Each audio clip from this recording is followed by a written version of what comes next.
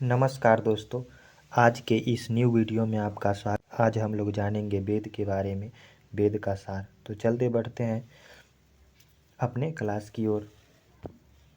तो वेद क्या होता है? वेद संस्कृत शब्द विद से बना है, जिसका अर्थ है ज्ञान। वेदों को दुनिया के सबसे पुराने धार्मिक ग्रंथ में से एक माना जाता है और हिंदू धर्म का आधार माना जाता है। वेद क्या है? ज्ञान का भंडार।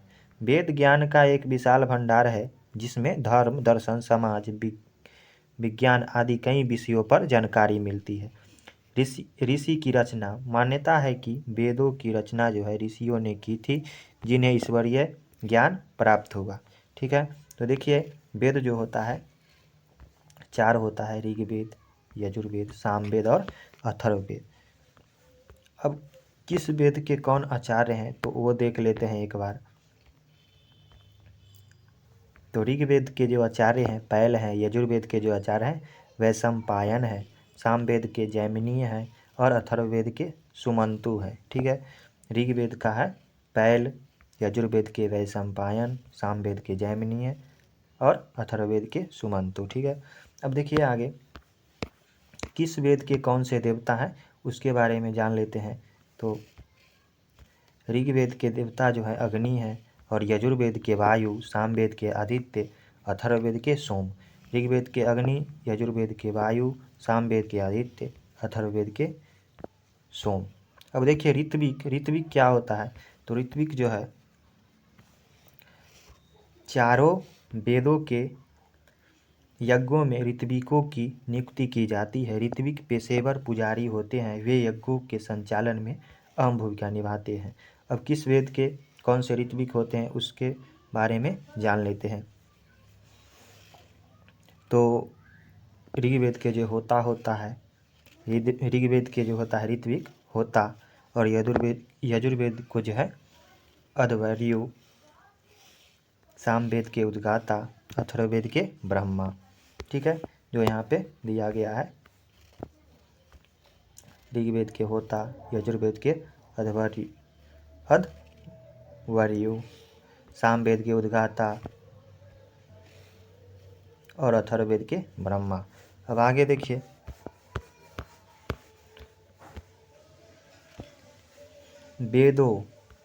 वेदों के से निकली हुई शाखा को जो है उपवेद कहते हैं। वेद से जो निकलता है शाखा उसको क्या कहते हैं?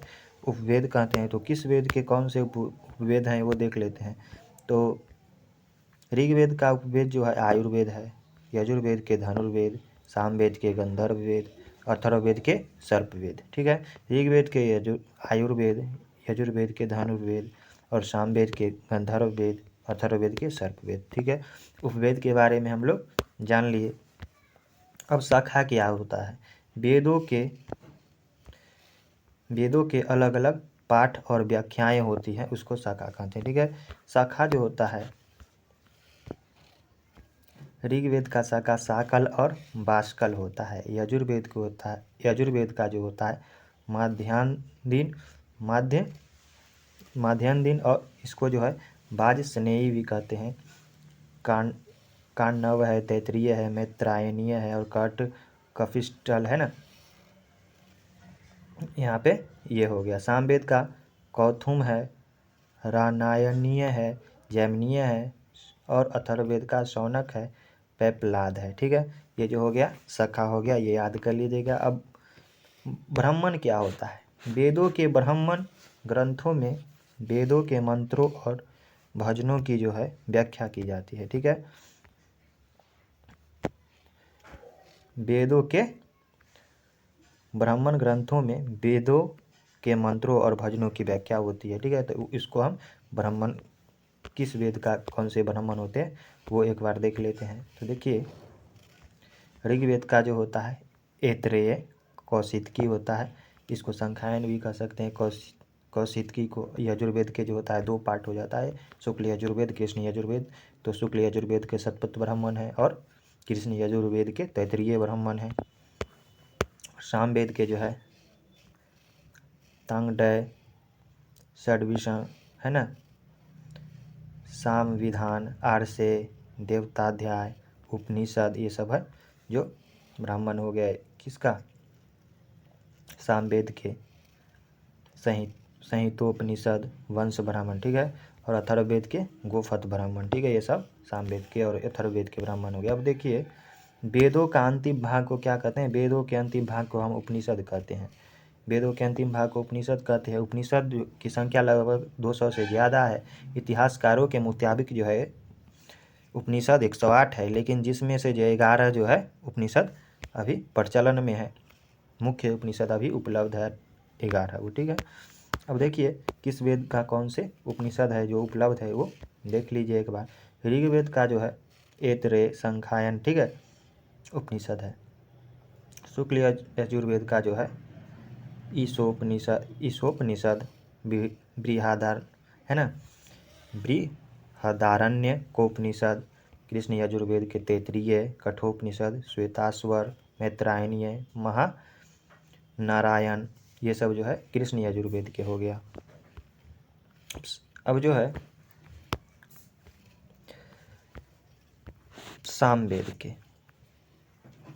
सामवेद का जो है यहाँ पे छंदोग्योपनिषद, केनोपनिषद, और अथर्ववेद का प्रश्नोपनिषद, मुंडकोपनिषद, मांडव्योपनिषद, ठीक है। ये सब जो हो गया उपनिषद हो गया। ऋग्वेद का ये हो गया, यजुर्वेद का जो है शुक्ल यजुर्वेद और कृष्ण यजुर्वेद और अथर्ववेद का, ठीक है, और सामवेद का। अब आगे देखिए शिक्षा ग्रंथ कौन से वेद का कौन सा शिक्षा ग्रंथ है वो देख लेते हैं एक बार। तो ऋग्वेद का जो है पाणिनीय शिक्षा, सहस्रीय शिक्षा, अपिशली शिक्षा, है ना, षोड श्लोक की शिक्षा, स्वाढंकुशा शिक्षा। यजुर्वेद का जो है शुक्ल यजुर्वेद का जो है यज्ञ, है ना, यज्ञ वल्क्य शिक्षा, वशिष्ठी, यहाँ पे क्या है, वशिष्ठी शिक्षा, कात्यायनी शिक्षा, पराशरी शिक्षा, मध्य नदिनी शिक्षा। ये सब जो हो गया शुक्ल यजुर्वेद का। अब कृष्ण यजुर्वेद का जो है भरद्वाज शिक्षा, व्यासी शिक्षा, शंभु शिक्षा, कौहलीय शिक्षा, सर्वसमझ शिक्षा, अन्य शिक्षा, और सिद्धांत शिक्षा। अब आगे देखिए सामवेद का जो शिक्षा है गौतमीय शिक्षा, लोमिशी शिक्षा, नारदीय शिक्षा, और अथर्ववेद का मांडू की शिक्षा, ठीक है। ये जो सब जो है शिक्षा हो गया।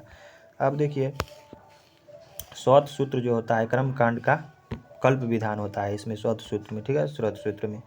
अब श्रौत सूत्र जो होता है वेद का श्रौत सूत्र, ऋग्वेद का संखायन श्रौत सूत्र, आश्वलायन श्रौत सूत्र, और यजुर्वेद का जो होता है कात्यायन श्रौत सूत्र, यहाँ पे शुक्ल यजुर्वेद का कात्यायन श्रौत सूत्र, और कृष्ण यजुर्वेद का जो है बौधायन, वाधुल, मानक, है ना, भरद्वाज, काठक, है ना, और वैशाखन। ये सब जो है शुक्ल यजुर्वेद का सत्याषाढ़, वाराह श्रौत सूत्र, ये सब जो हो गया कृष्ण यजुर्वेद का। और सामवेद का आर्षेय श्रौत सूत्र, काल्प या मशक श्रौत सूत्र, जैमिनीय श्रौत सूत्र, ये जब लट यायन श्रौत सूत्र, ये जब सामवेद का श्रौत सूत्र, और अथर्ववेद का जो हो गया बैतान श्रौत सूत्र, ये सब जो है श्रौत सूत्र हो गया। अब देखिए गृह सूत्र जो होता है घरेलू अनुष्ठान से जुड़े संस्कृत ग्रंथों का क्या है, समूह है। गृह सूत्रों में क्या होता है, गृह सूत्रों में जो होता है विवाह, जन्म, उत्सव, नामाकरण, ये जनेऊ संस्कार, ये सब का जो होता है वर्णन होता है।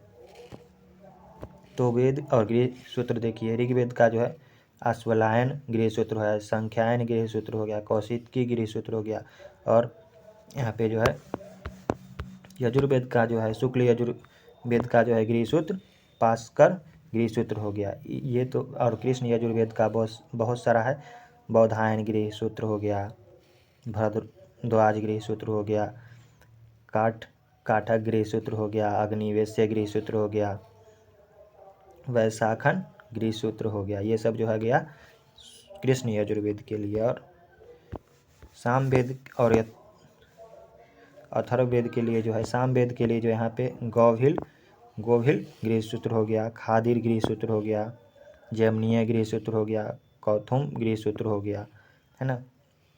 अथर्ववेद जो है यहाँ पे कौशिक गृह सूत्र हो गया अथर्ववेद के लिए, ठीक है। अब यहाँ पे देखिए वेदों से जो होता है जुड़े धर्मसूत्रों और सामाजिक जीवन का जिसमें नियम का विस्तार होता है उसको धर्मसूत्र कहते हैं। तो धर्मसूत्र जो होता है वो एक बार देख लेते हैं। तो ऋग्वेद के लिए जो धर्मसूत्र होता है वशिष्ठ धर्मसूत्र, यजुर्वेद के लिए बौधायन, वैशाखन, वैखानस है, आप पस्तम, विष्णु, हारित, ये सब धर्मसूत्र हो गया यजुर्वेद के लिए। सामवेद के लिए गौतम धर्मसूत्र, अथर्ववेद के लिए कोई धर्मसूत्र नहीं है। अब एक झलक जो है सुलभ सूत्र क्या होता है। संस्कृत के वे सूत्र होता है जिनमें यज्ञ वेदियों के निर्माण से जुड़े ज्यामितीय का ज्ञान होता है, ठीक है। सुलभ सूत्र में दिए गए ज्ञान से जो है भारतीय गणित के बारे में जानकारी मिलती है। तो सुलभ सूत्र एक बार देख लेते हैं। तो सुलभ सूत्र जो होता है कोई इसमें ऋग्वेद का जो है कोई सुलभ सूत्र नहीं होता है, और शुक्ल यजुर्वेद का जो होता है कात्यायन सुलभ सूत्र होता है, कृष्ण यजुर्वेद का बौधायन, ये सब आपस्तंभ होता है सुलभ सूत्र होता है, और सामवेद का जो होता है कोई सुलभ सूत्र नहीं, और अथर्ववेद का भी कोई सुलभ सूत्र नहीं होता है, ठीक है दोस्तों। तो आज के लिए इतना ही, और मिलते हैं अगले वीडियो में। अगर वीडियो अच्छा लगता है तो लाइक कीजिए, सब्सक्राइब कीजिए और अपने दोस्तों के पास शेयर कीजिए। आज के लिए इतना ही, मिलते हैं अगले वीडियो में। नमस्कार।